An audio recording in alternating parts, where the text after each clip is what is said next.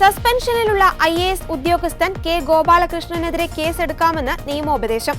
City police കമ്മീഷണർക്കാണ് director general of prosecution നിയമോപദേശം നൽകിയത്.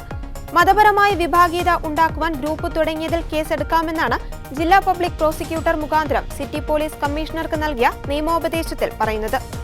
രേഖകൾ മുഴുവൻ പരിശോധിക്കാതെയുള്ള നിയമോപദേശമാണിതെന്നും വ്യക്തത കുറവുണ്ടെന്നുമാണ് പോലീസ് നിലപാട്. അതിനാൽ തന്നെ വീണ്ടും നിയമോപദേശം തേടുമെന്നും പോലീസ് പറയുന്നു.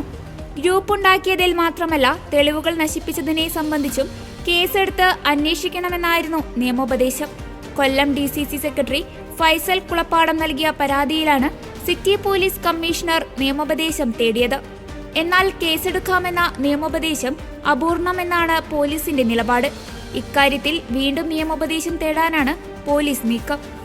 ഇതേ പരാതിയിൽ പോലീസ് ഡയറക്ടർ ജനറൽ ഓഫ് പ്രോസിക്യൂഷനോട് വീണ്ടും നിയമോപദേശം തേടാനാണ് സാധ്യത. മതപരമായ വാട്സ്ആപ്പ് ആപ്പ് ഗ്രൂപ്പ് ഉണ്ടാക്കിയ കെ ഗോപാലകൃഷ്ണനെ സസ്പെൻഡ് ചെയ്തിരുന്നെങ്കിലും കേസെടുക്കാൻ പോലീസ് തയ്യാറായിരുന്നില്ല. ഗോപാലകൃഷ്ണൻ മതസ്പർദ്ധ വളർത്തുന്ന സന്ദേശങ്ങളൊന്നും തന്നെ ഗ്രൂപ്പിൽ പ്രചരിപ്പിച്ചില്ലെന്ന് ചൂണ്ടിക്കാട്ടിയാണ് പോലീസ് കേസെടുക്കാതിരുന്നത്.